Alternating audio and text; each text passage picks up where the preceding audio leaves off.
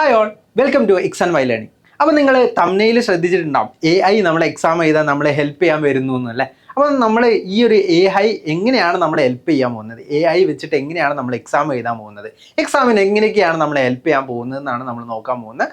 So നിങ്ങളെല്ലാവരും ശ്രദ്ധിച്ചിട്ടുണ്ടാവും AI നമ്മളെ എക്സാമിലേക്ക് നേരിട്ട് നമ്മളെ ഹെൽപ്പ് ചെയ്യാൻ വരുന്നതായിരിക്കും. പക്ഷെ അങ്ങനെയല്ല, നമ്മൾ AI വെച്ചിട്ട് എങ്ങനെയൊക്കെയാണ് നമ്മൾ എക്സാമിന് വേണ്ടിയുള്ള പ്രിപ്പറേഷൻ ഡയറക്റ്റ്ലി നമ്മൾ എങ്ങനെയാണ് ചെയ്യുന്നത്, അത് ഏതൊക്കെ AI ടൂൾസ് വെച്ചിട്ട് നമുക്ക് ചെയ്യാൻ പറ്റും. 2 എക്സാമ്പിൾസ് വെച്ചിട്ടാണ് ഞാൻ പറയാൻ പോകുന്നത്. ഏറ്റവും മോസ്റ്റ് ആയിട്ട് ഇപ്പം ഏറ്റവും അഡ്വാൻസ് ലെവലിൽ വർക്ക് ചെയ്യുന്ന 2 AI മോഡൽസ് വെച്ചിട്ടാണ്, അല്ലെങ്കിൽ AI മോഡൽ വെച്ചിട്ട് വർക്ക് ചെയ്യുന്ന 2 പ്ലാറ്റ്ഫോംസിനെ കുറിച്ചാണ് ഞാൻ ഈ വീഡിയോയിൽ ഡിസ്കസ് ചെയ്യാൻ പോകുന്നത്. സോ നമുക്ക് നമ്മുടെ എക്സാമിന് മേജർലി നമ്മളെ എക്സാമിന് നമ്മളെ ഹെൽപ്പ് ചെയ്യുന്ന 2 AI സ്റ്റഡി ഹാക്സ് എന്ത് ചെയ്യാം നമുക്ക് നോക്കാം. സോ നമ്മൾ ഏറ്റവും കൂടുതലായിട്ട് നമ്മൾ ഡിസ്കസ് ചെയ്യുന്ന NotebookLM എന്ന് പറയുന്ന ഒരു AI പ്ലാറ്റ്ഫോമിനെ കുറിച്ചും അതുപോലെ തന്നെ ChatGPT എന്ന് പറയുന്ന AI പ്ലാറ്റ്ഫോമിനെ കുറിച്ചുമാണ്. സോ നമുക്ക് എന്ത് ചെയ്യാം, നമുക്ക് നോക്കാം. സോ ഫസ്റ്റ് നമ്മളറിയാം, നമ്മളിപ്പോൾ AI അത്രയും ഡെവലപ്ഡ് ആയിട്ടുള്ള ഒരു ടൈമിലാണ് നമ്മൾ നിൽക്കുന്നത്. സോ നമ്മൾ ചെയ്യേണ്ടത്, നമ്മൾ എല്ലാ കാര്യങ്ങളും എക്സാമിൻ്റെ സമയത്ത് നമ്മൾ ഇരുന്ന് എല്ലാ കാര്യങ്ങളും ടെക്സ്റ്റ് ബുക്ക് മൊത്തം വായിച്ചിരിക്കുക എന്നുള്ളതല്ല നമ്മൾ ഇനി ചെയ്യേണ്ടത്. നമ്മൾ ഇനി എപ്പോഴും ഏതൊരു എക്സാം ആണെങ്കിലും നമ്മൾ ചെയ്യേണ്ടത് സ്മാർട്ട് വർക്കാണ്. അതിനുവേണ്ടി നമുക്ക് എങ്ങനെയൊക്കെ AIനെ യൂസ് ചെയ്യാം, ഇതാണ് നമ്മൾ ആക്ച്വലി ചെയ്യേണ്ടത്. അപ്പോൾ നമ്മൾ ഇൻഫർമേഷൻ ഓവർലോഡഡ് ആണ്. നമുക്ക് ഒരുപാട് ഇൻഫർമേഷൻ ഗ്യാദർ ചെയ്യാൻ നമുക്കിപ്പം സുഖമാണ് അല്ലേ. നമുക്ക് ഏറ്റവും പെട്ടെന്ന് തന്നെ നമുക്ക് ഒരു കാര്യത്തിനെ കുറിച്ച് അറിയണമെങ്കിൽ ഒരുപാട് ഇൻഫർമേഷൻസ് നമുക്ക് കിട്ടും.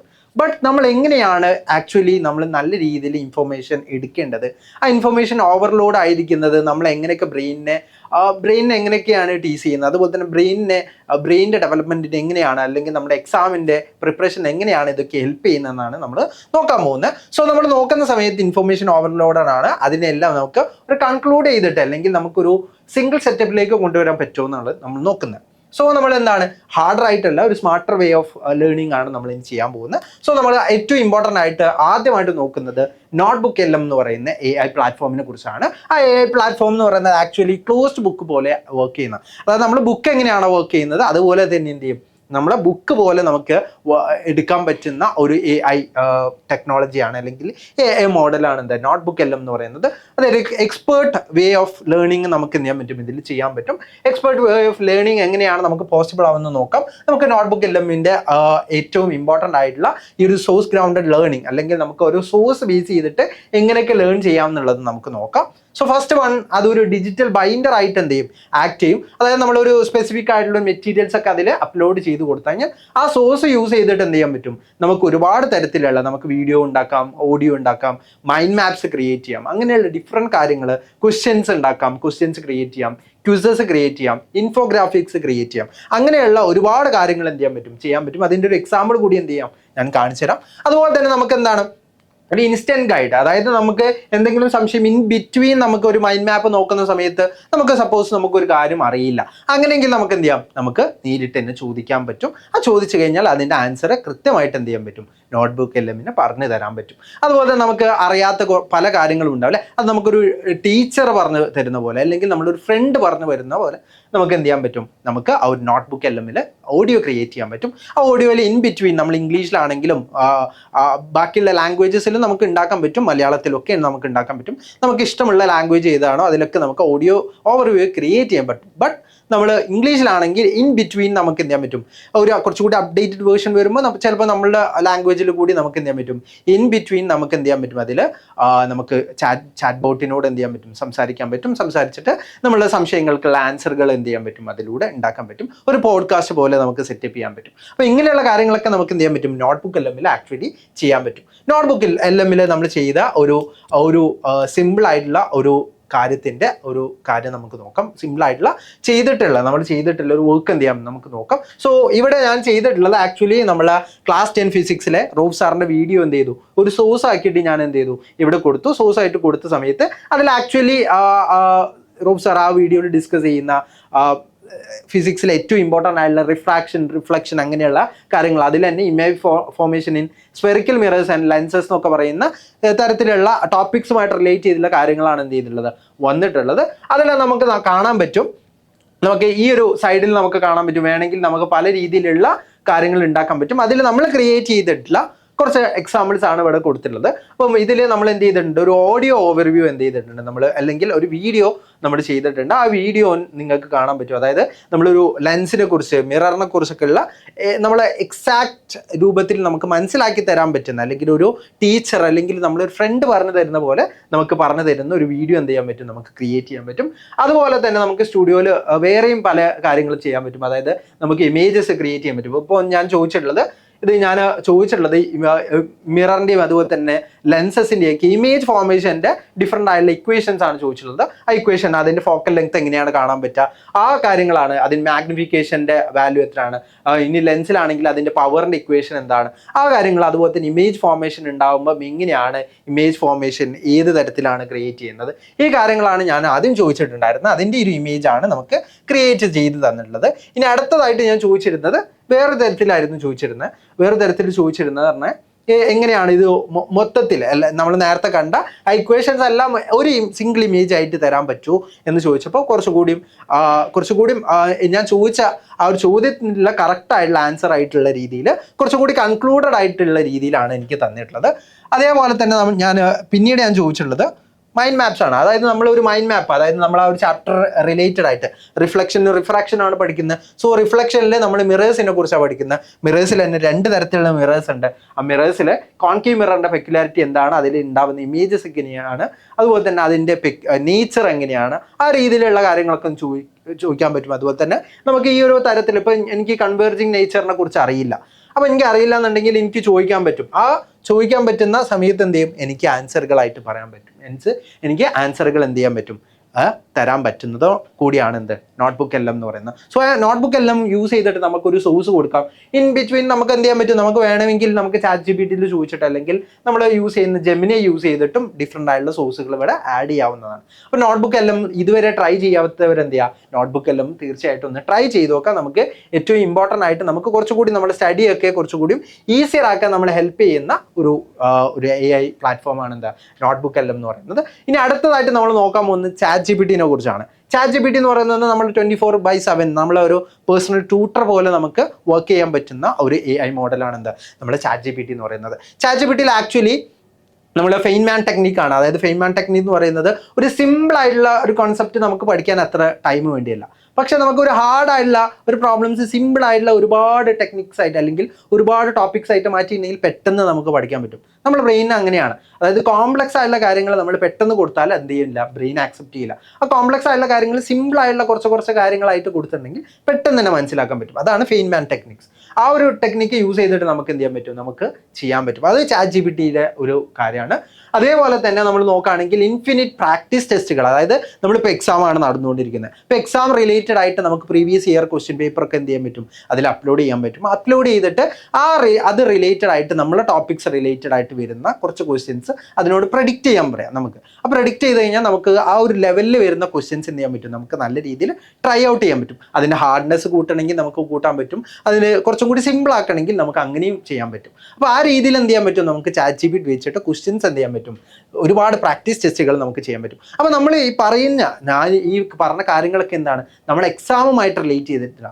അതായത് നിങ്ങൾ SSLC എക്സാം എഴുതുമായിരിക്കും, നിങ്ങൾ ബോർഡ് എക്സാം എഴുതി കഴിഞ്ഞിട്ടുണ്ടായിരിക്കും. അപ്പോൾ ഇനിയുള്ള എക്സാമുകളൊക്കെ നിങ്ങൾക്ക് എന്ത് ചെയ്യാൻ പറ്റും, ഈ തരത്തിലുള്ള ടൂൾസുകൾ, അതായത് ഇപ്പം നമ്മളെ ക്ലാസ് 9ലും ക്ലാസ് 8ലും അതുപോലെ തന്നെ ക്ലാസ് 10ലൊക്കെ പഠിക്കുന്ന സ്റ്റുഡൻസ് ഉണ്ടാവില്ല, ഒരുപാട് സ്റ്റുഡൻസ് ഉണ്ടാവും. ആ സ്റ്റുഡൻസിനൊക്കെ എന്ത് ചെയ്യാൻ പറ്റും, ഈ ടൂൾസ് വെച്ചിട്ട് എന്ത് ചെയ്യാൻ പറ്റും, നല്ല രീതിയിൽ അവരുടെ എക്സാംസിന് വേണ്ടി പഠിക്കാനുള്ള നല്ല രീതിയിലുള്ള ലേണിംഗ് മോഡലായിട്ട് കൂടി എന്ത് ചെയ്യാൻ പറ്റും, ഇതിനെ കൊണ്ടുപോകാൻ പറ്റും. അതുപോലെ തന്നെ നമുക്ക് ഡിഫറെൻ്റ് ആയിട്ടുള്ള ക്വസ്റ്റ്യൻസ് എന്ത് ചെയ്യാൻ പറ്റും, ഇതിൽ ക്രിയേറ്റ് ചെയ്യാൻ പറ്റും. അതിനൊരു എക്സാമ്പിൾ നമുക്ക് എന്ത് ചെയ്യാം, ജസ്റ്റ് ഒന്ന് നോക്കി നോക്കാം. ഞാൻ ചെയ്തിട്ടുള്ള നേരത്തെ തന്നിട്ടുള്ള റൂഫ് സാറിൻ്റെ ആ സെയിം വീഡിയോ തന്നെയാണ് ഞാൻ യൂസ് ചെയ്തിട്ടുള്ളത്. അത് യൂസ് ചെയ്തിട്ട് ഞാൻ എന്ത് ചെയ്തു, ഞാൻ ചെറിയൊരു കാര്യം കൊടുത്തു. അതിൽ ഞാൻ ഞാൻ അവിടുന്ന് കോപ്പി ചെയ്തിട്ടുള്ള കാര്യം എന്ത് ചെയ്തു, ഇവിടെ ജസ്റ്റ് ഒന്ന് പേസ്റ്റ് ചെയ്തിട്ടുള്ളൂ. അപ്പോൾ പേസ്റ്റ് ചെയ്തപ്പോൾ എനിക്ക് എന്ത് ചെയ്തു, അതിൽ ബുള്ളറ്റിൻ ഹൈറ്റ്സ്, അതായത് ഇമ്പോർട്ടൻ്റ് ആയിട്ട് വരുന്ന അതിൽ പോയിന്റ്സ് എന്ത് ചെയ്തു, എനിക്ക് ബുള്ളറ്റിൻ ഹൈറ്റ്സ് എന്ത് ചെയ്തു, തന്നു. അതായത് ഫോക്കൽ ലെങ്ത് കാണാനുള്ള ഇക്വേഷൻ, ലെൻസിൻ്റെ ഫോർമുല എങ്ങനെയാണ്, മിററിൻ്റെ ഫോർമുല അങ്ങനെയാണ്, അതുപോലെ തന്നെ മാഗ്നിഫിക്കേഷൻ്റെ വാല്യൂ എങ്ങനെയാണ് നമ്മൾ കണ്ടെത്തുക, അതുപോലെ തന്നെ ലെൻസിൻ്റെ പവർ എങ്ങനെയാണ് നമ്മൾ കണ്ടെത്തുക, അങ്ങനെയുള്ള ഡിഫറെൻ്റ് ആയിട്ടുള്ള ഇക്വേഷൻ. അതുപോലെ തന്നെ നമ്മൾ റിഫ്രാക്ഷനിൽ ഏറ്റവും കൂടുതൽ ഇമ്പോർട്ടൻ്റ് ആയിട്ട് പഠിക്കുന്ന സ്നെൽസ് ലോൻ്റെ ഇക്വേഷൻ, ആ റിലേറ്റഡ് ആയിട്ടുള്ള എക്സാം റിലേറ്റഡ് ആയിട്ടുള്ള കാര്യങ്ങളൊക്കെ എന്ത് ചെയ്യും നമുക്ക് തരും. അതുപോലെ തന്നെ നമുക്ക് ഇതുമായിട്ട് റിലേറ്റ് ചെയ്തിട്ട് ക്വസ്റ്റ്യൻസ് ക്രിയേറ്റ് ചെയ്യണമെങ്കിൽ നമ്മൾ എന്ത് ചെയ്യുക, ഇത് സെർച്ച് ചെയ്ത് കഴിഞ്ഞാൽ നമുക്ക് എന്ത് ചെയ്യാൻ പറ്റും, ക്വസ്റ്റ്യൻസും നമുക്ക് എന്ത് ചെയ്യാൻ പറ്റും അവിടെ ക്രിയേറ്റ് ചെയ്യാൻ പറ്റും. അപ്പോൾ ഈ തരത്തിലുള്ള പല കാര്യങ്ങളും നമുക്ക് എന്ത് ചെയ്യാൻ പറ്റും, ഈ ഒരു AI മോഡൽസ് വെച്ചിട്ട് എന്ത് ചെയ്യാൻ പറ്റും, നമുക്ക് ചെയ്യാൻ പറ്റും. അപ്പോൾ നിങ്ങൾ മനസ്സിലാക്കേണ്ടത് എന്താണെന്ന് ചെയ്യാൻ, നിങ്ങൾ ഓൾറെഡി എന്ത് ചെയ്തിട്ടുണ്ടാവും, ഇതുപോലെ പല കാര്യങ്ങളും നിങ്ങൾ എന്ത് ചെയ്തിട്ടുണ്ടാവും, എക്സാമിന് പഠിക്കാൻ വേണ്ടിയിട്ടും പ്രൊജക്റ്റ് ചെയ്യാനൊക്കെ എന്ത് ചെയ്തിട്ടുണ്ടാവും, യൂസ് ചെയ്തിട്ടുണ്ടാവും. പക്ഷെ നിങ്ങൾ പ്രൊജക്റ്റ് ചെയ്യാൻ വേണ്ടി യൂസ് ചെയ്ത സമയത്ത് നിങ്ങൾ ശ്രദ്ധിച്ചിട്ടുണ്ടാവും, നിങ്ങൾ ഒരിക്കലും അതിലൂടെ എന്ത് ചെയ്യുന്നില്ല, ഒരു ആക്റ്റീവ് ലേണിങ്ങിലേക്കല്ല പോകുന്നത്, നിങ്ങളൊരു പാസീവ് ലേണറാണ് അവിടെ വരുന്നത്. അതായത് നിങ്ങൾ അവിടെ നിന്ന് പഠിക്കുന്നില്ല, ആക്ച്വലി നിങ്ങളുടെ ആ ഒരു പ്രൊജക്റ്റിന് ഹെൽപ്പായിട്ടാണ് എന്ത് ചെയ്തിരുന്നത് നിങ്ങൾ കണ്ടിരുന്നത്.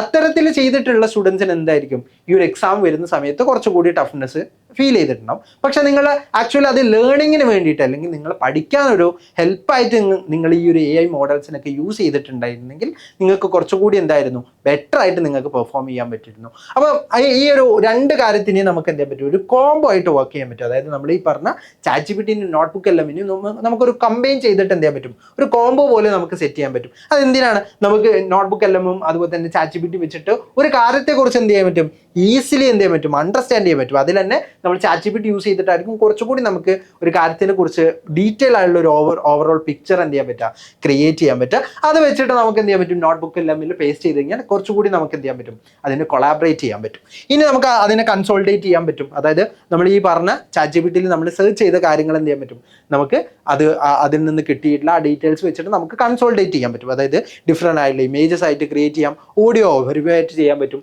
വീഡിയോ ഓവർവ്യൂ ആയിട്ട് ചെയ്യാൻ പറ്റും. അങ്ങനെയുള്ള ഡിഫറെൻ്റ് ആയിട്ടുള്ള കാര്യങ്ങൾ എന്ത് ചെയ്യാൻ പറ്റും, ചെയ്യാൻ പറ്റും. അതുപോലെ തന്നെ നമുക്ക് നോട്ട്ബുക്ക് എല്ലാമിലും അതുപോലെ തന്നെ ChatGPT ഉണ്ടാക്കിയിട്ടുള്ള ഈ കാര്യങ്ങൾ വെച്ചിട്ട് അൾട്ടിമേറ്റ് ആയിട്ട് നമുക്ക് എന്ത് ചെയ്യാൻ പറ്റും, ഒരുപാട് എക്സ്പേർട്ട് ആയിട്ടുള്ള പ്രാക്ടീസ് ടെസ്റ്റുകൾ നമുക്ക് എന്ത് ചെയ്യാൻ പറ്റും. അപ്പോൾ നിങ്ങൾ ഈ ഫൈനൽ എക്സാമിൻ്റെ ടൈമിൽ ഇരിക്കുന്ന സമയത്ത് നിങ്ങൾക്ക് ഏറ്റവും കൂടുതൽ ആവശ്യം ഉണ്ടാവുക, നിങ്ങളൊരു ബുക്ക് ഒന്ന് മുതൽ അല്ലെങ്കിൽ ആദ്യം മുതൽ തന്നെ ആദ്യം മുതൽ ലാസ്റ്റ് വരെ പഠിക്കാനുള്ള അല്ലെങ്കിൽ വായിച്ച് നോക്കാനുള്ള സമയമൊന്നും നമുക്കില്ല.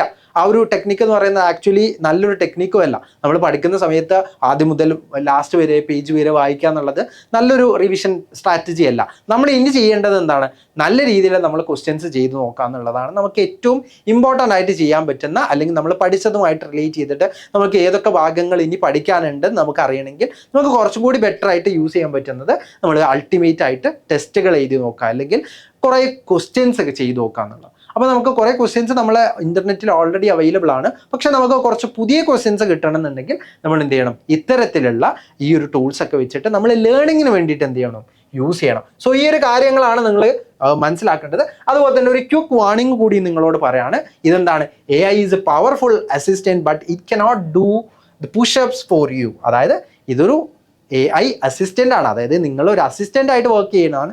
നിങ്ങളെ സ്റ്റഡിക്ക് ഹെൽപ്പ് ചെയ്യും, നിങ്ങളെ പ്രൊജക്റ്റ് ചെയ്യാൻ ഹെൽപ്പ് ചെയ്യും, അതിനൊക്കെ വേണ്ടി ഹെൽപ്പ് ചെയ്യും. പക്ഷെ ഈ ചെയ്യേണ്ട കാര്യങ്ങളൊക്കെ ആരാണ് ചെയ്യേണ്ടത്, എക്സാം എഴുതേണ്ടത് നമ്മളാണ്. ഓക്കെ, അപ്പം ആ ഒരു കാര്യം നിങ്ങൾ മനസ്സിലാക്കുക. നിങ്ങൾക്ക് വേണ്ടി എന്ത് ചെയ്യില്ല, പുഷപ്പ് ചെയ്യില്ല, നിങ്ങൾക്ക് വേണ്ടി എന്ത് ചെയ്യില്ല, വർക്കൗട്ട് ചെയ്യാൻ ആര് റെഡിയല്ല, നമ്മളെ ChatGPTയോ അല്ലെങ്കിൽ notebook എല്ലാമോ റെഡിയല്ല.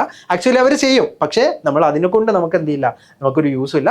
Do not use these tools to skip reading and practice the material. അതായത് നമ്മൾ അൾട്ടിമേറ്റ് ആയിട്ടുള്ള നമ്മളുടെ മെറ്റീരിയൽ എന്ന് പറയുന്നത് എന്താണ്, നമ്മുടെ ടെക്സ്റ്റ് ബുക്സും അതുപോലെ തന്നെ നമ്മളുടെ കാര്യങ്ങളാണ്. അപ്പോൾ ആ മെറ്റീരിയൽസ് എന്ത് ചെയ്യുക, സോൾലി നിങ്ങൾ എന്ത് ചെയ്യുക, നല്ല രീതിയിൽ അതെന്നെ ഡിപ്പെൻഡ് ചെയ്യുക. അതുപോലെ തന്നെ അതിലുള്ള പ്രാക്ടീസ് ക്വസ്റ്റ്യൻസും ചെയ്യുക.